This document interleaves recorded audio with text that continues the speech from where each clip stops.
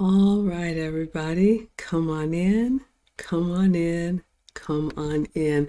For anybody new here, hi, I am Maggie. You may know me for my cooking channel. I make food and femininity content. Lucy and I are the founders of the Finishing School for the Modern Woman. We teach ladies of all ages how to embrace their femininity, elegance, and etiquette to be the best version of themselves. And usually on Wednesdays, we have a series called Ask Us Anything, where you all can get expertise from two older women with marriage and long-term relationship experience. We are going to start a new series today with permission, and we're going to get into it. But before that, Lucy, would you like to introduce yourself? It's so good to be back. I think that I mentioned to you all that I was going on vacation to South Florida for the introverted heart, and actually for a full introvert. It was interesting. I loved spending time with my sisters and our significant others, but I'm so happy to be back. And I do have a channel that previously focused mostly on teaching Spanish, but now the new content that I want to um, post is basically more uh, it's more focused on cultural femininity, elegance issues, specifically for women after a certain age. I think that those that have been here know that I'm 57, and perspective becomes a little different once you've lived in this world for half a century. So I'm hoping to start posting more uh, relevant content in my channel soon, and I think that this conversation is going to be amazing. I think so too. So sit back and relax. We are going to share with you all, like Lucy said, from our own lived experience. We are two older women. Lucy's 57, I am 48. So we are both women of a particular age, and we believe in the older women teaching the young. So we'll give you guys our perspective on what's been going viral on TikTok. But I do have one announcement for you all first. Like I said, Lucy and I teach the Finishing School for the Modern Woman, which is for ladies ages 16 to 60 plus. We just wrapped up our winter session. We're getting ready for our spring graduation. So very excited about that. And by popular demand, I am happy to announce that we are now enrolling for I need a drum roll please, etiquette summer school for kids. So if you have kids from the ages of 5 to 15, we will be teaching a virtual etiquette Saturday school July 2024. So the price is $100. It gets you 4 sessions. I am going to drop the link into the chat. We will talk more about that at a future date, but I wanted to let you all know, for anyone who's been saying, do you have anything for the kids? Do you have anything for the kids? We do. And we're going to talk about manners. We're going to talk about hygiene. We're going to talk about conflict. We're going to talk about all of these things for the kids. And the kids session will be co-ed. So if you have young boys or young girls, we will teach them in July. So I'm going to drop the link to that, and you all can go take a look at it online. Before we begin, Lucy, do you have anything else to add about the summer school? I think this is just going to be a wonderful opportunity to see how the younger generation look at life, their perspective, and us as the adults kind of maybe for those that are going one direction, maybe guide them a little bit to the other direction where they can be much more successful going that direction instead. This is going to be fabulous. Yes, I am absolutely excited. All right, so let me give you all the background that I have on this story, and then we are going to review one summary video today. And then, like I said, Lucy and I are kicking off a new series with permission. I did send a Cash App to ReesaTeesa asking her permission to review this live. Okay, so you all know we have channels here. I'm on Facebook, YouTube, Twitch, Twitter, Instagram, TikTok, and usually I'm making content, food and femininity content, and posting it. I don't really consume too much of it. However, last week when I was posting on TikTok, you all know whenever something is going viral, the algorithm will present it to you. And I started seeing videos of other people reacting to this series. And because my content is family friendly, I'm going to call it Who the Freak Did I Marry? I had no idea what it was, but I started seeing these videos of people responding to it, and I was like, what is this in my feed? So, of course, I started going down the rabbit hole, and I landed on a page for a lady here in Atlanta. Her name is ReesaTeesa on TikTok. And I watched the first video. It was a playlist of over 50 videos. And on the first video, she's kind of giving a summary of what her experience was, why she's making this playlist, and how it has impacted her. So we are going to review one of the summary videos. And what we're going to do, you all, in this series is we are going to look for the red flags and the teachable moments that can be helpful for all of us in relationships, especially young ladies who are dating. That is where our heart is. We are not going to mock. We are not going to ridicule. We are going to look at the lessons that can be learned from her experience and hopefully make a difference for someone who can avoid some of the mistakes that she has admittedly made. Lucy, what would you add? One of the most fascinating things about this piece, and I'm hoping that you guys can tell me whether the sound is low or high so I can adjust it accordingly. Okay. Is that she, from the beginning, she admits and takes accountability of some of those red flags that were missed. And that is something that we need to learn how to say, you know what? It was my fault. It was a screw up. And, this is my lesson learned. Because it seems that the modern world has somewhat um, allowed us to not take responsibility for our own actions. And what I love about her is that all throughout she says, yes, I did this. And I know it was a mistake, but I still went ahead and did it. So that is something that's beautiful, and it makes me, for me, her credibility, it improves the credibility of what she is saying, because she's taking accountability of the things that she may have overlooked for whatever reason. Absolutely. So I'm going to pull up TikTok and I am going to play one video. It's about a 10-minute video, but we're going to pause it. And anytime there's a teachable moment, we will give our perspective. Again, there before but for the grace, there go all of us, right? We have all made mistakes. And there's something that we can learn from our own life experience and from other people's. So if there's anybody here who has no idea what we're talking about, I'm going to play the video, but in a nutshell, there is a lady who met a man online. She started dating him in 2020, right before the lockdowns here in Georgia. They decided to quarantine together. The relationship moved very quickly, and she ended up learning things about him that she did not know. So I'm going to let ReesaTeesa explain it in her own words, and then we will stop and give you all our teachable moments, because there are some flags that are probably obvious, but I think there's a lot here that, at least from an older woman's perspective, really stood out to me. And that's what I want to share. All right, so let me see if I can go over to TikTok and share my screen with you all. Did I close it? No, it's still there. Okay. All right. Let me mute myself and I'll play from the beginning.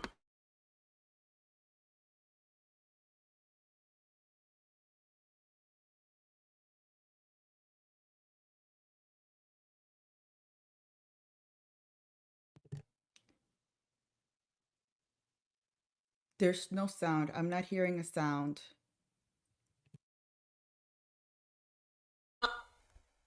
Oh, thank you so much for telling me that. So you're not hearing any sound. Let me make sure that I have it presented right. Also share audio. Let's try one more time. Okay, I'll just have to share the entire screen. So let me mute myself. I'm sorry.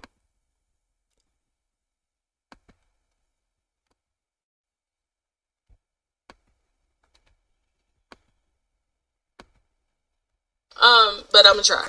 All right, backstory number one. We met in March of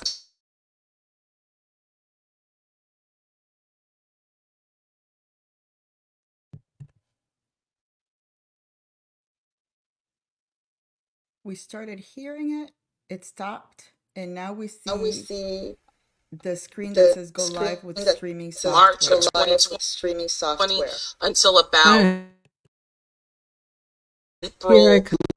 1 second. Let me stop. excuse me, June of 2021. Because All We right, can one hear it minute, you all. now, I'm we so but can we hear don't sorry. it see it. now, You could but we hear don't it? see it. I kicked him out the Okay. house on his birthday. I think I have too much open. 1 second. I'm so sorry. It's okay. Sometimes I see other channels playing the sound and not the video for copyright issues, but we know that she has given you the okay to use it. Yes, what I'm going to do is I'm actually going to open it in the browser tab. I was trying to play it in the TikTok app, so I'm going to, so you heard it, but you can't see. So I'm going to pull it up actually in a tab and share it that way so everybody can hear and can see. But yes, I saw some of the comments, and I know a lot of people have very strong feelings about this. Some people think that it's, real or not real. I am not going to Find everything you assume. need today? One Cool. second.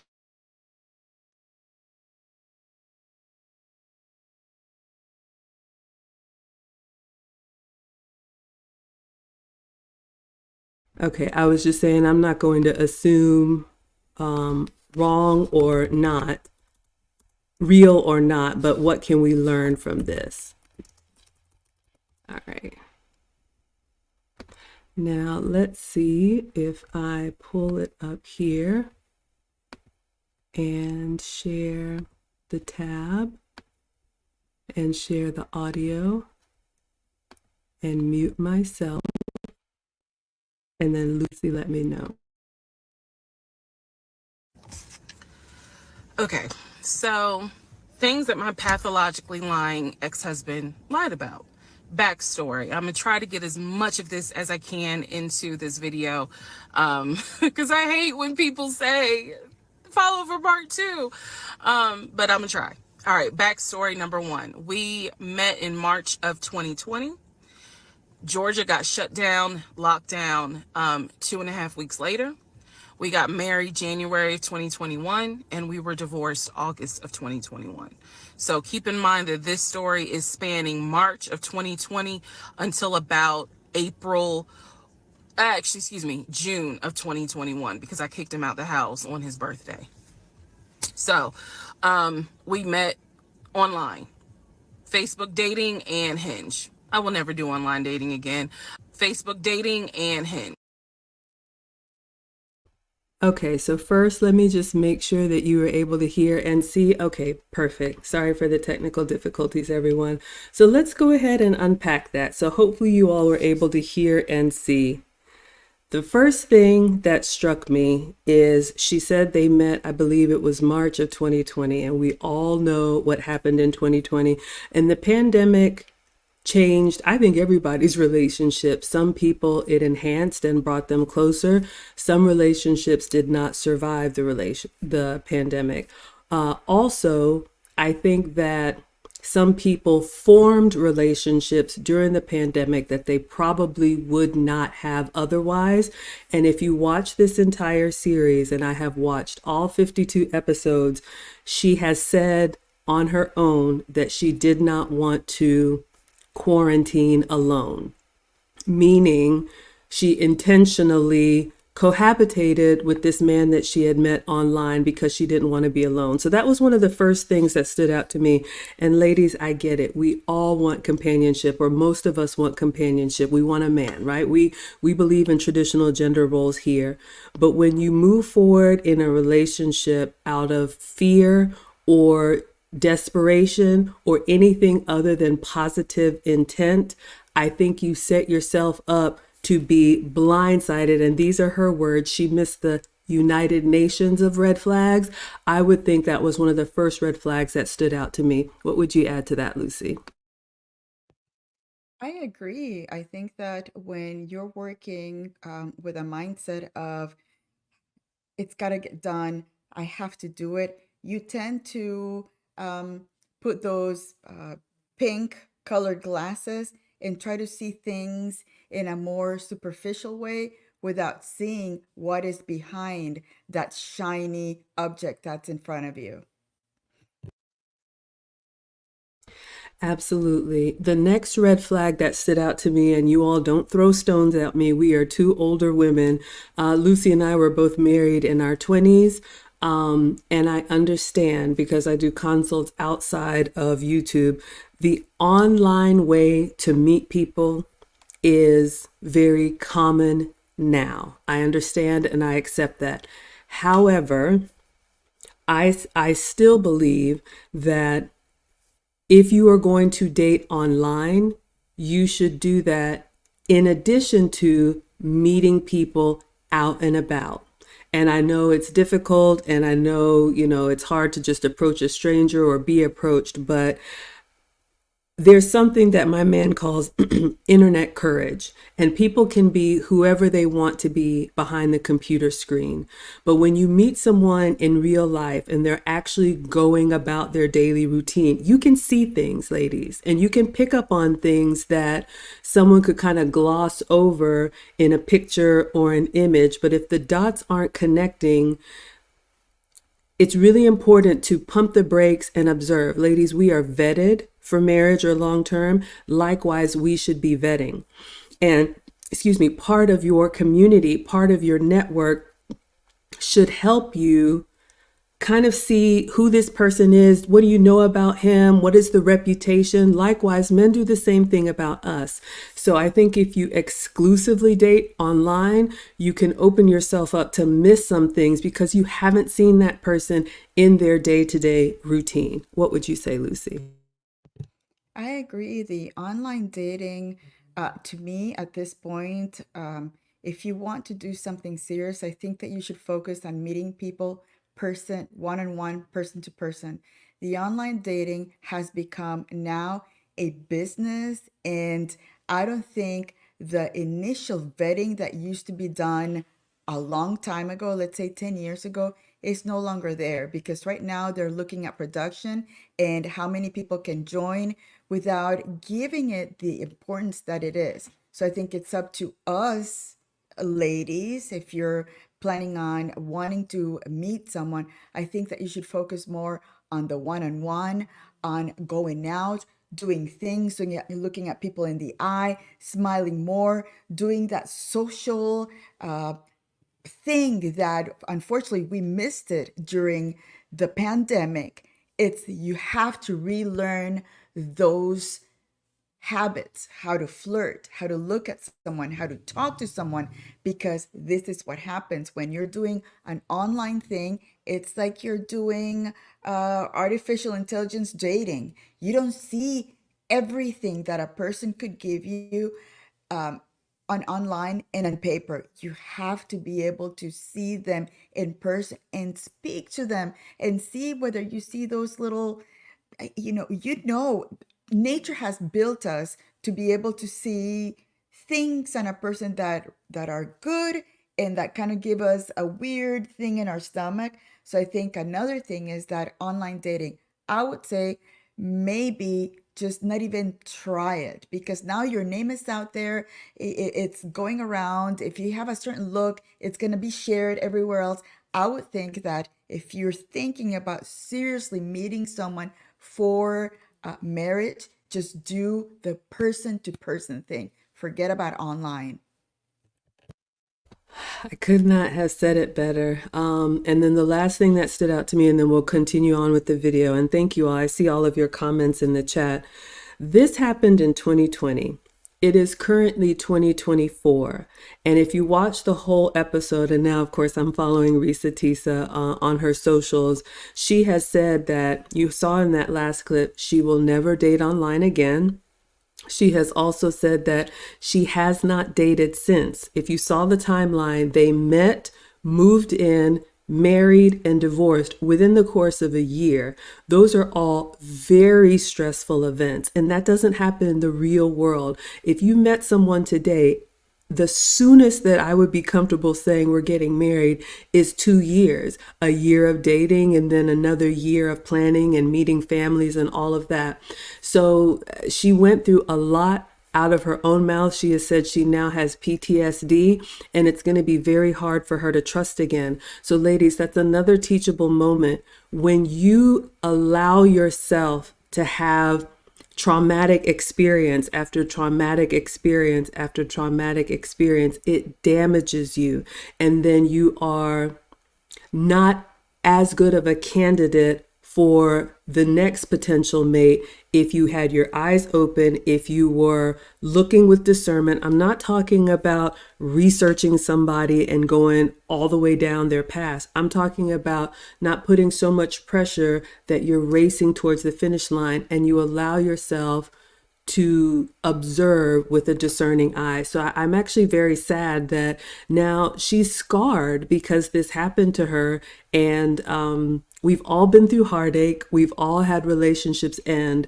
But I would say that the relationships we have should make us better in the sense that we are dating with intention, because I believe the purpose of dating is to determine if this is a match for marriage or long term, not just to occupy time, not just because we're bored, not just to go out on get dressed up and go to restaurants. And if the relationship unfortunately ends, then hopefully you have learned something about yourself and what you need to do better the next time. All right, so let's go back to the video. We'll play the next little clip and then we will stop and discuss.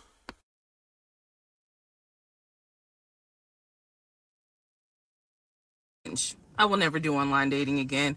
But that is where I met him. My tire blew on 285 just before Boulder Crest on my way to our first date. Clearly that was a sign. I didn't listen. But my tire blew and he met me at a gas station. We were supposed to be meeting at Cheesecake Factory, but because the tire blew, he met me at a gas station, fixed my tire, then took me to go get another tire, paid for it. And I just thought, oh my God, this is the beginning of a beautiful romantic story. Boy, was I wrong. So, things he lied about. Every morning he would get on the phone with his brother. We'll call his brother John. He would get on the phone with John and he would be like, hey, babe, John said good morning. And I'm in the bathroom doing my hair because I still had to go to work at this time. And so I would just say, hey, John, call out, hey, John. And, he would relay back and forth what I said to John, what John said to me. I never actually talked to John on the phone. And so he would be like, I can't wait for COVID to be over. Me and my girl, we're going to come see y'all. I can't wait for Auntie to meet her. Side note, his parents are deceased, excuse me. So he was like, I can't wait for you guys to meet her. Like, I know I'm gonna marry her. I know it. He said everything I wanted to hear. Love bombing 101. This man wrote the book. Bombing 101. This man wrote the book. All right, so I want to take a pause here and let's unpack what she said. So you heard that on the first date that she had a tire go out. And if you've listened to the episode, he met her where her tire blew, took her to buy a tire. In her mind, this was like everything that I've wished for. She was so excited. And if you watch this series, another thing that she said is that he talked about money a lot in a showy way. Anytime they would have company or I think her family came into town, she would actually warn people look, he's going to talk about his bank accounts. He's going to kind of show off. So ladies, here's another teachable moment. A man who is really who he is does not lie because he doesn't have to. He does not spoil in the beginning because he is looking at you with discernment, and because he has had to earn it, he expects you to earn it. So I think that's another red flag, ladies, when you are dealing with or in relationship with men that pour all out on you in the beginning. I think that's a warning, because to me, they're trying to kind of say, hey, there's nothing to see here, and distract you with all of the things. All of the gifts and all of that comes in time when there's a real relationship. But if you remember, this started on their first date and it never stopped after that. So that was a huge red flag for me. What would you say to that, Lucy? I agree. And she talks about love bombing, and that is one term, psychological term that it's used for. I think that it's for the concept of narcissism. Usually, people that have that I don't know if it's an ailment or that psychological issue. They give you everything you want at the same time, all at once, to kind of overwhelm you with all that stuff. So you won't see you'll all see all these shiny moving things. So you to keep you from seeing the real personality behind behind the screen, but behind the scenes. So again, he tried very much from the beginning to give her all the beautiful things, to tell her all the beautiful things. That was probably that is something that, if you're dating someone, if it looks too good to be true, always think it is too good to be true. Nobody's perfect. Nobody has all that money and all that charm and all that stuff, because if they show it to you all at once, they're trying. For me, I would be very skeptical, trying to say what's behind all that.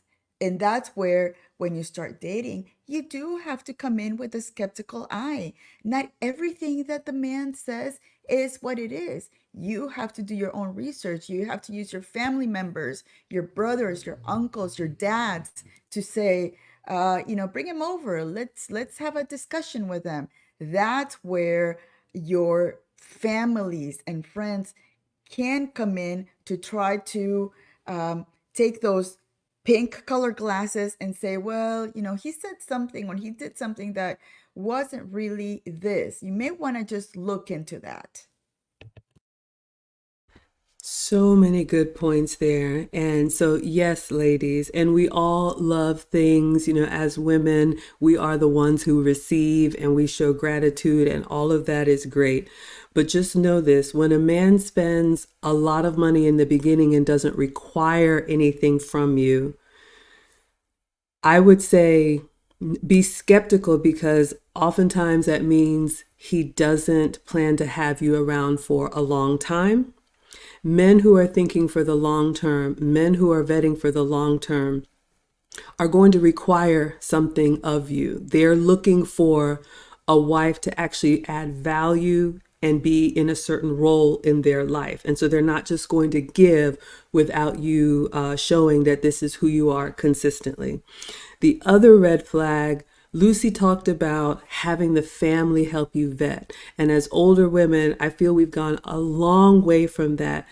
Like Lucy just said, your dad, your brother, your uncle, yeah, come with me, let's have a beer. Or you have a family gathering. And the way I grew up, the men would be out on the barbecue or doing whatever, and the women would be in the kitchen. Men have a way of checking each other and being able to sniff some things out that a lot of times we women just blow past because we want it so bad. If you listen to this entire series, one of the things Teesa said is that she kept the relationship and all that they were going through from her family, because she believed that, whatever happens in the relationship or happens in the marriage is nobody's business.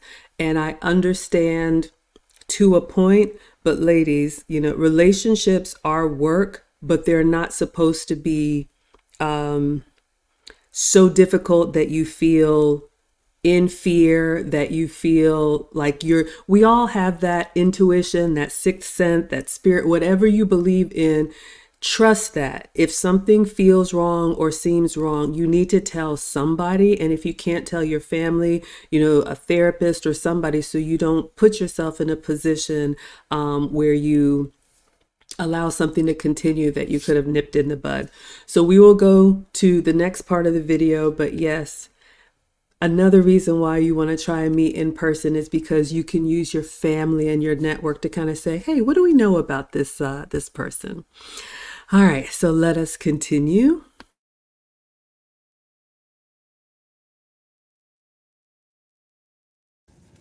So he talked to his brother every day. He talked to his friends every day in front of me. He would be on the phone laughing, cutting up, cracking jokes, telling them, hey, she said, hey, just having conversation, like a normal conversation. I didn't think anything of it. It wasn't until he got kicked out of my house in June of 2021 that I found out every single phone call was made up. He was never on the phone. I don't know. Those of you who are watching, you're probably like, there's no way. Listen to what I'm saying. Everything I'm telling you can be verified. Every single phone call he ever had was made up. The phone calls where he called to pay his car off, made up. The phone call to the realtor when we were looking at houses, made up. The phone call to the bank for them to release the money for the house that he signed his name for, made up. Every phone call was made up. His brother every day, he and his brother had not spoken since 2015 when his mother died. I found that out later on. He made up every phone call. He had no friends, but yet every phone call would be my friend this, my friend that. The second lie, his job. He told me when I first met him out the gate that he was a VP at his company. He had been transferred from California to Georgia, and he was in the process of, getting himself settled. He was looking to buy a house. His job was VP of a major condiment company. I won't say the name because I don't want to get sued. But he said that his job was VP at that company. It is fair to note he paid every bill. He paid all the bills. He gave me spending money. Like, even though we were quarantined, locked down in my little townhouse, again, this story was always he's trying to buy a house. So when All right, so a lot to unpack there. Let's take another break here. So many things were said. So I'll start at the end. If you heard her, she said when they quarantined, they moved into her house. And I'm going to say it as an older woman, like my father told me, and how it used to be in the past, ladies. You don't live with someone you're not married to. Throw the stones if you want to, but especially having a man come live with you. There's so many things, in my opinion, that are out of order with that. I don't know a man that I respect that would be okay with that. And so if a man is just okay to jump into your space, I think that's a red flag. The other thing that she said, and if you watched the episode, he made up phone conversations. So he would be on the phone pretending that he was talking to someone. There was nobody on the other line. Now, I am not a doctor, but we know that mental illness is real. She has since updated and said that his family has reached out and they support her. He has been diagnosed with, I believe it's bipolar and schizophrenia. So there was a real diagnosis and the family knew about it. Another reason why you want to get to know the family as best as you can, or his network. If you heard her, she said he had no friends. And if you listen to the episode, he would name people like they were on the other line or like they were long-term friends, and these people didn't exist. So another red flag is trust but verify. I want to know, I want to see who are your friends. Do you have friends from childhood, friends from college or whatnot? Do you have people who can vouch for who you say that you are? So those were a few flags that stood out to me. What would you say, Lucy? Yeah, the fact that she was listening to those conversations, and a normal person will say, yeah, he's talking to someone. If you haven't been exposed to that type of mental agility that he's played with her, you would say it's okay. But that trust but verify thing, it's like, yeah, let me talk to him. Let me tell her this is it's something that when you have that kind of relationship, you do grab the phone and say, hey, and then that's where you hear the beeping sound or the drop sound, or there's no sound at all. So again, she was very, very incredibly trusting, and that's how he got her, because he knew that she was, all along she was trusting him with all that little period of time. How he got to move into her house, and how he got her to believe that he was working on real estate things. So it's just fascinating. I do put myself in her shoes, and he would probably gotten me too with those make believe phone calls. That it's amazing um how far he took it, because she thought they were real conversations. And again, that network of friends, if she would have met their family members are going to say, well, you may want to just wait a little bit. He's had drinking problems, or he's had this issue, just to warn you. If it's something that serious, the family members, good family members, will warn you and will throw little hints about, maybe you're moving too quickly, maybe you're doing things too quickly, wait a little bit. So yeah, that was a fascinating part about him, how he would make up those conversations. And you have to think, that's a very witty person to be able to make discussions or conversations with so many different people, to make her believe that he did have that one network of friends and family and people around him.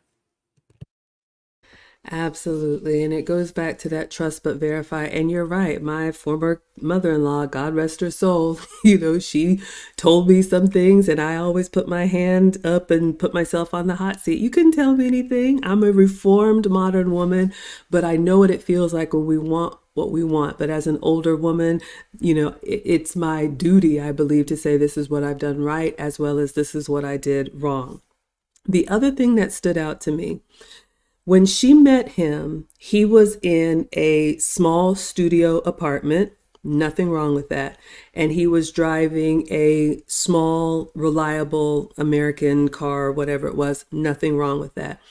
When they got together, out of nowhere, he says he's a VP. She never met anybody or saw anything to confirm that. He did have a job. Turns out he drove a forklift. Nothing wrong with that. But he lied about so many things that he didn't have to. The other red flag for me is someone who's living in a studio apartment, and then when you're ready to look for a house, the house that you're looking for is $700,000, and you want to make a cash offer on that. Ladies, that doesn't happen. You don't pay cash for a house. It just doesn't make good business sense. And if you don't know that, just look at the disconnect. You don't go from a studio apartment to a $700,000 home. My first home was a starter home. Then you go to the next little home. And then people that are older usually get their dream home. It's not the first home that you buy, a big, beautiful home. So be wary of that. If he doesn't already have that on his own, be wary of that. The other thing is, he was driving a small, reliable car, but took her to test drive BMWs and Audis and all these other luxury European cars. And that's great. But again, you don't go from 0 to 60, pun intended. You get a small, reliable car. When you can maintain that, then you move your way up.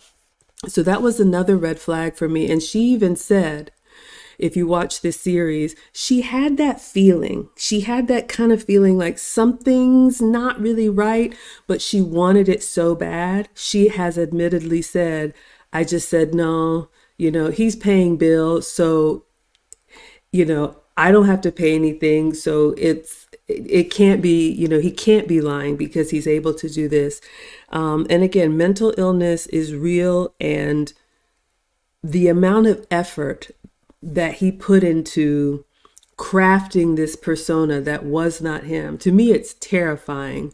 But we have to listen to that and look at the behavior. Does this make sense in the real world? Anything else to add to that one, Lucy?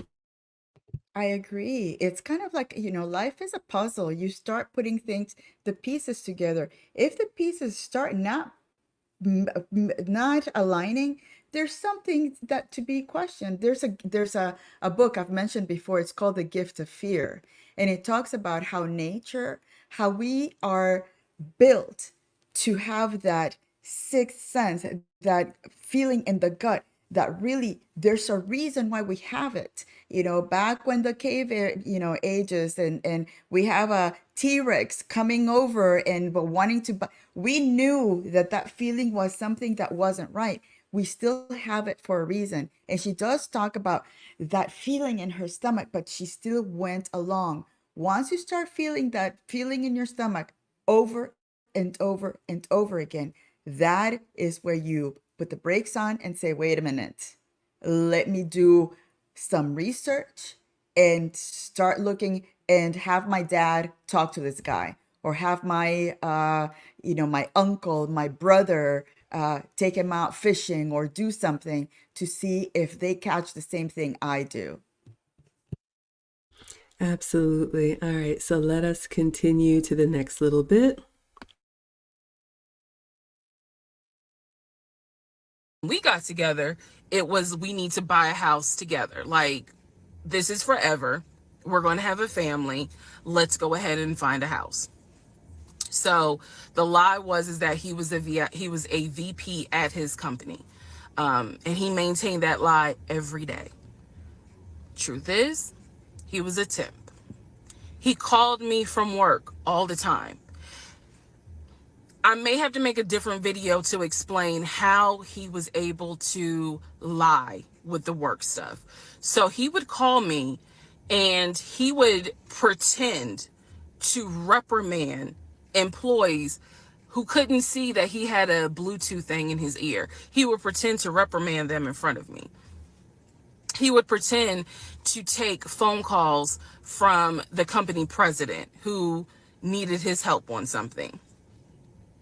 He forged emails that he showed me from the company president asking him, we need to get this up and running. We need to do this project. We need to do that.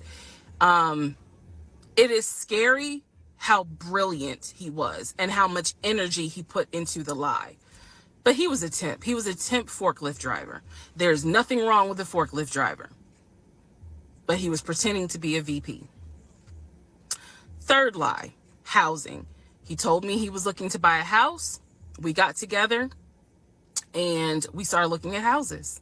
I found a beautiful 5-bedroom, 6-bath house in Smyrna, Georgia that was gorgeous. It was brand new construction build, and I love the house. The house was listed for $699,000. He showed me paperwork from Chase Bank saying that he was approved for a mortgage for $750,000. Yeah. I watched as he put in an all-cash offer on this $699,000 house. I watched him sign his name to a legally binding document for an all-cash offer. The reason why the house fell through was because the builder did not want to finish the basement. We were requesting that the basement get finished. He did not want to, so he declined our offer and took the offer of another couple who didn't need the basement finished. That's the only reason why that house fell through. I see now where God's grace protected me, because, well, it really protected him, because legally I was not his wife, so I was not on the mortgage for that home. So, third lie had to do with housing. Fourth lie had to do with baby. So I got. All right. So let's do one round and then we will close it out with the last round. So, a couple of things there. We've already talked about the house and we've talked about the job. One of the things that she said, if you watch the entire series, which really broke my heart, is that he took her to all of these places to almost watch her get excited about something that he knew he was not actually going to provide for her. And I think that that is evil beyond. But that being said, the other takeaway, ladies, and the other red flag that you can see here, are you all noticing how all of the lies start to ratchet up the longer you let this go on? We teach people how to treat us. And just like a child, you got to nip that bud in the beginning. For me, a lie says something about your character, and that is a deal breaker for me. Tell me the truth, let me cry through it or what I got to go through. But if you lie to me, and if you lie over and over, especially about something that you don't have to lie about, this says this is just who you are. So I am allowing you to make up stories and say whatever you want to say. And as the story goes on, the lies just became more and more incredulous. And now she's in a position where she's embarrassed. She's basically saving face and just kind of going through the motions, and it is eating her alive inside. So, ladies, you know, yes, relationships are work, but you need to know what your deal breakers are. And if someone's character does not meet the standard, I say you leave them where they are, because you cannot change them and it will get worse if you allow it. What would you say, Lucy? Yeah, and the fact that she was protecting her ego also by protecting him and not sharing those little weird things that she felt in her stomach, that's really interesting. She was trying to protect someone that was creating this make-believe world just because she didn't want to show that she was wrong. Probably her friends would have said, you know, we saw it from the beginning. We were trying to, tell you, and that's why she kept it to herself. Sometimes secrets are not a good thing when you know that something inside is not working for you. Have that one particular person where you share, yeah, you know what? He said this, but what he did was this other thing. Just have that one person where you can confide that information, because again, you need to see that unbiased perspective. You getting all that love bombing and all that information, yeah, it's a pretty world, but too much of a pretty world is not realistic. And that is something that we as women, we are sold the Disney world, the Disney, happily ever after story. But life is not like that. Life has their ups and downs, and people are not that perfect. They're not that perfect to have that amount of cash money available to buy a $750,000 home. It's not normal. It's not something that happens every day. And that is something um, that you need to be, again, very wary of. All right, so we'll go back to the video, and I see you all in the chat.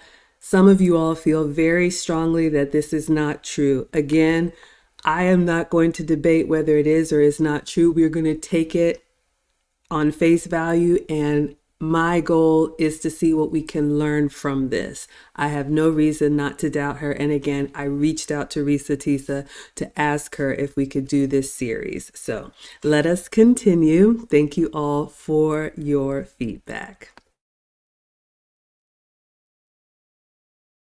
Got pregnant, lost the baby. I was sad at the time. I am not anymore.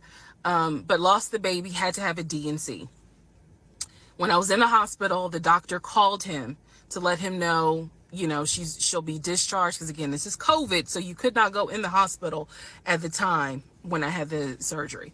So the doctor called him and said, she's going to be released in an hour and a half. He pretended to be his own executive assistant. And so he said, Mr. James is in a board meeting, but I'm his executive assistant, David. How can I help you? You can let me know what's going on. Obviously, the doctor wouldn't do that. So she just said, please let him know that Miss So-and-so will be ready for pickup in an hour and a half. He told the doctor he's in a board meeting until about, for about another 30 minutes, and then he'll be on his way. I should have only been in the hospital for an hour and a half. I was there for 3 hours. Because again, he was a temp forklift driver, so he couldn't get off work. But I didn't know that at the time. So those are just some of the things that my pathological lying ex-husband did. There's so much more. I have severe PTSD. And I know it's my fault. I know that I did not trust myself.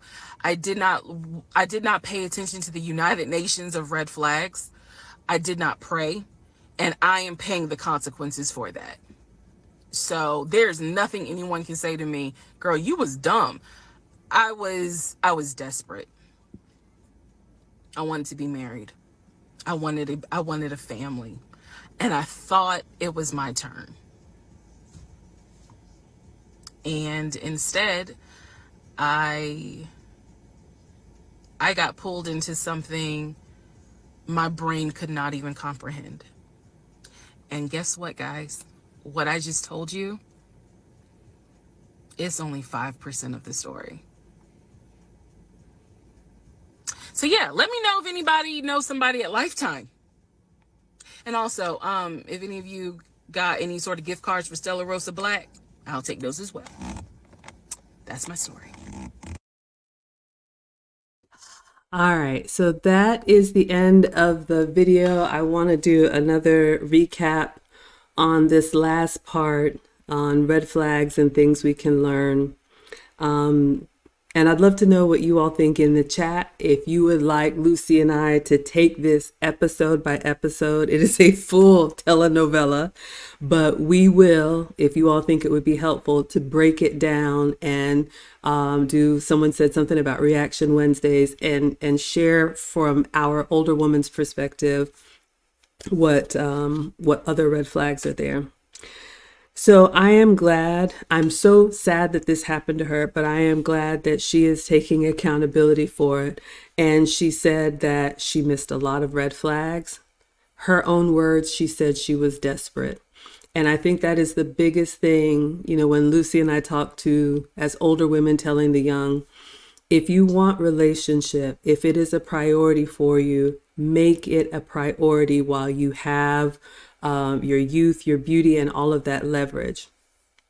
She has said in the series when she got pregnant that one of her concerns was that it was going to be a high-risk pregnancy because of her age, as well as other factors. So I don't know her exact age, but to me that says that she's over 35. She had never been married before, never had any kids. So now, like I said, your hair is on fire and you're moving in a way with such urgency that you're just kind of avoiding everything because you want to get married. The way she described the proposal, it was basically like, here you go. It wasn't something that you look forward to with joy. And I'm sad for that. She also said that she avoided a lot of, what her spirit was telling her. And it's there for a reason. Like Lucy said, we have evolved, if you will, to be able to discern different things. And we get that sense. And we shouldn't just kind of discount that, because you end up in a situation, hopefully not like this, but she's taking responsibility for thinking that now it's my turn, and so I'm going to make it happen. And ladies, we can't make it happen. Men control relationships, and so you want to diligently vet and be vetted, and make sure that you enter into a relationship that you would be proud of, and you wouldn't have severe PTSD 4+ years later. What would you add, Lucy? And this is something that from now on it's a good uh, lesson to learn, to make sure that you do involve the men in your lives whenever you're trying to bring in someone else into your world. Again, before we had families, we had all of these gatherings over the weekend, over celebrations where you could bring that one significant other. So to be, what we say, judged by the elders in the home, especially the men. And we no longer do that. I'm not sure why we're not doing it. And that goes back to, again, the destruction of the nuclear family and how all of those things have not worked to our benefit. We need to get back to some of these traditions that were put in place for a reason. Again, our men in our lives play an incredibly important role when we women choose things by just using emotion. They look at the logical side. They look at things that we as women miss. And we see with her example how many flags she chose to miss because she was desperate to get into a relationship, because she wanted that companionship so badly that she chose not to raise the hand and say, wait a minute, something is wrong here. All right, so Lucy, I see a lot of comments in the chat. I know we usually wrap up. Are you okay to take a few questions? Sure. I think I told my husband that tonight he's eating a ham and cheese sandwich. So I can make that in 5 minutes. So I think we can. Okay, so I see you all are asking if we'll take some questions. So if you have questions that you want Lucy and I to answer from an older woman's perspective, please just put a Q in front of it and then put it back in the chat, or I'll drop the link in case anyone wants to chat. I do want to address one last thing. And, if I may, the elephant in the room, because I have struggled with this as well. At the end of the stream, jokingly or not jokingly, she said if anybody has any Stella Rosa Black, which is an alcoholic beverage. And if you watch the series, there were times when she said it would get so bad that she would just kind of drown herself in her drinking. And ladies, part of being a feminine woman is self-care, and that is taking care of yourself. It is obvious, and she has said this, after this marriage debacle, she went and got tested for everything because she realized she didn't know who she was married to. And her comment there about, I wasn't actually married to him, he changed social security numbers. It is so deep. So if you all want us to break this down week by week, Lucy and I will. But she said she went and got tested for everything, and everything came out good except for she needs to lose weight. And like I said, you all have seen my struggle with this. But I will say, as a heavyset or a plus size woman, when you aren't the best version of yourself, and that can be age, if you haven't prioritized relationship, and then letting yourself get to a point where your health is not a priority, and then you're binge drinking on top of that. And again, no judgment here, but I remember the late great Kevin Samuels, and Lucy and I both have a connection to Kevin Samuels. He said, we attract what we are. Nobody deserved what happened to her. But when you show up in a way that says, I don't put myself as a priority, and I'm, in her own words, desperate, people who are looking for someone to take advantage of, they can sniff that out, ladies. If you are prioritizing your self-care, if you know what your boundaries are and you stay on that and you say, you know what, I'm sorry, this is not going to work for me. I need someone who's going to be honest. I wish you the best. And you exit, then they take that foolishness somewhere else and you're able to rebound more quickly. So I just wanted to share that, as someone who has also struggled with weight, but, I hope and pray that she's able to enjoy her life moving forward. But I wanted to address that because her physical condition, I think, was a concern for her as well. What would you add to that, Lucy? I agree.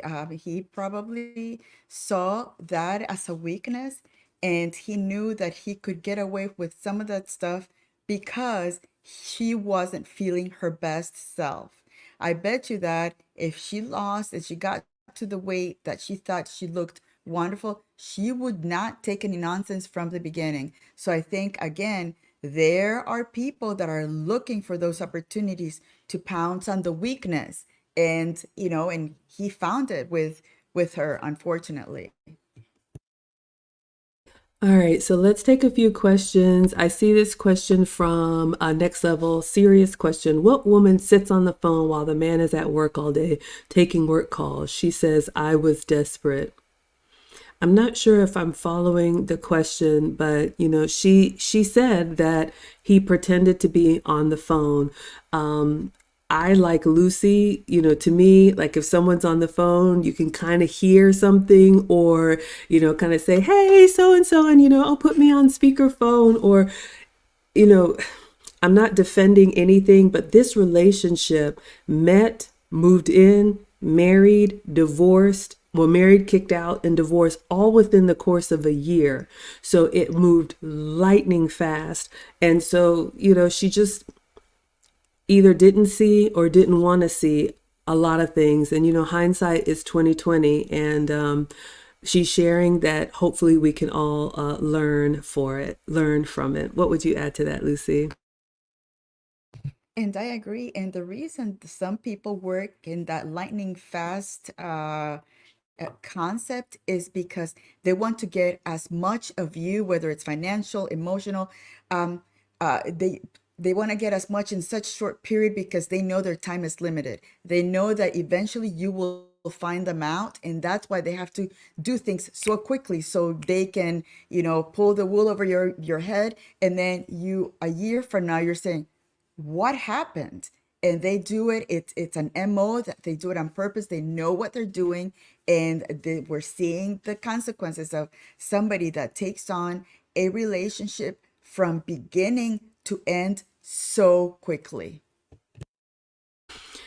Yes, and I'll just say one more thing. We'll start to wrap up. If you all have any other questions, I'll scan back through. You can put a Q and just repost it if we missed it.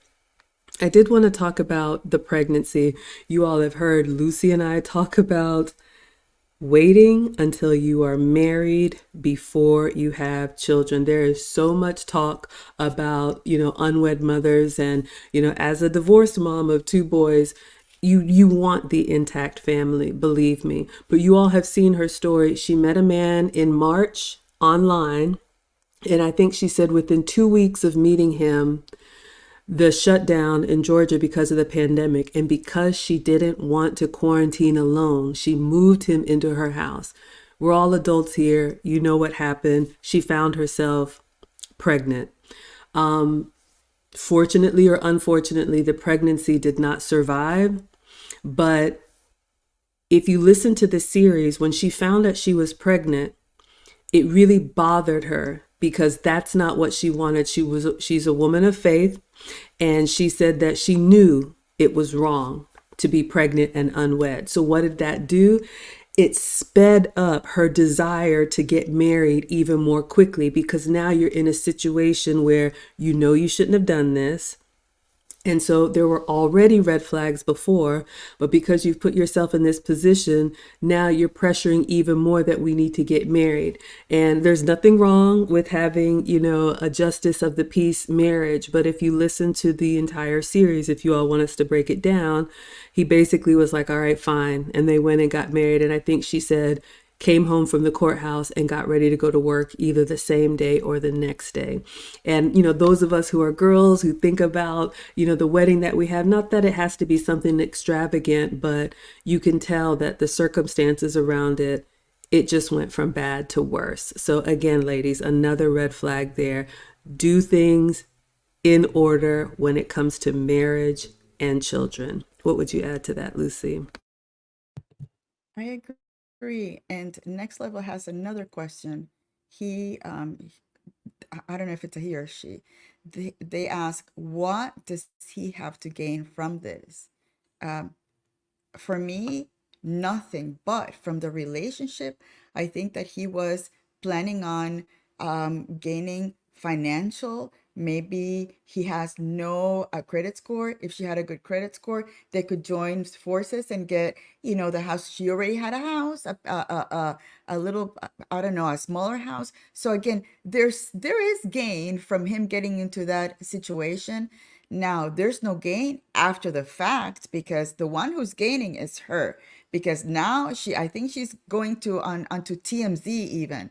So this has earned her a lot of social media talk, and probably she's going to get a book deal or something to make it happen for her.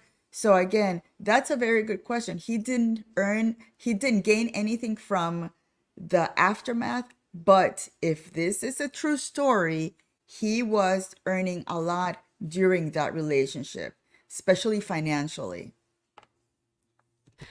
Yes, and unfortunately, like Lucy said, this has gone completely viral on TikTok. If you all want to watch the whole series, I encourage you to do so. And I believe I did link it in the description. And thank you, Risa, for giving us permission to cover this. I'm drinking out of my Paris mug because I know Paris and London is near and dear to your heart. Her ex-husband has even come out and made a TikTok, and it's just turning into such a circus, and we are not here for the foolishness. I definitely want to learn from what could be helpful for others. So yes, there will probably be book deals and movies and all of that. But at the end of the day, for me, with relationships being a priority, I'm still very sad that 4 years after the fact, it's still so hard for her to speak about, and she has not dated since, and she still says that she is traumatized, and it will be very difficult for her to ever trust again. Ladies, that's not how we should exit relationships. We should only enter into relationships that we see our marriage or long-term potential, if that's what you want. And then if it unfortunately ends, you exit with grace, learn what you can get better from it, and then move on, hopefully quickly. Bella says, does Risa know about my consults? I have no idea, but I think she needs so much more. I am not a doctor. I'm just an older woman with perspective, but I did want to ask her permission to cover this. So thank you, Risa. I appreciate that. And yes, you all, I see the questions here. A lot of questionable decisions. Some of you all don't believe that this is true. That's, neither here nor there. But assuming that it is true, I wanted to take the lessons and teachable moments from it. As far as the question of what could he gain from it, this is who he is. And after Risa went live, his previous wives, because there were plural, and previous girlfriends have now started to come out of the shadows saying the same thing happened to me. So again, remember what I said, ladies, about men who, or even people, men, this could happen to you. People will observe you and see, kind of test to see how much they can get away with. And if it's an opportunity where they can plant themselves and wreak havoc, if that's just who they are, they're going to do it to you or the next person that allows it. So again, ladies, choose wisely. Choose wisely. All right, so I think that's all. I know there's some stuff that I can't answer. I'm glad you all found some helpfulness in this, but just remember, ladies, men who are serious about relationships, they build their lives to a point on their own as far as they can go, and then they choose a suitable woman to take it to the next level. So if a man does not have a home and all of a sudden when he's with you now he's ready, or if he doesn't have whatever type of car, but now he's with you and he's ready, just be wary of that, because part of being a man, and I am not a man, I am a boy mom, but what my ex-husband teaches the boys and other men that I know, Men have to do things on their own. It's part of their learning and maturation experience. So if he has not accomplished those things on his own and he is dependent on you, I would argue that that is not the man that you want for marriage or for long term. Next Level wants us to continue. All right, so we will continue. We are with you all each week Wednesday, so we'll switch it up and we'll do our reaction Wednesdays, and we'll start breaking this down episode by episode and see what we can learn and teach from it. Any final words, Lucy? One final word is that notice that the skeptical ones are the men for the most part. So again, this, because I listen to all the men in my world, this makes me wonder, do they have a point? So again, it's one of those things that we emotional women, we take it as it comes. We take all the information. Oh yeah, this is happening. But the men are the ones saying, what if this is this? What if? So just like the take heed to the message. I love that woman. She is amazing. She has a channel, take heed to the message, and she does bring some truths out, and that is the name of her channel. But yes, we gotta take heed to the message that the men are saying. A lot of men are saying this sounds a little iffy, and I love that skepticism from our men. Yes, thank you, men. We see you, we feel you, we hear you. And I remember one part of the episode where she said that her father or grandfather said something. Yeah, he didn't really look. We'll get into it, y'all. He said he was a professional football player. Turns out that was another lie. And you can see how the men sniff things out.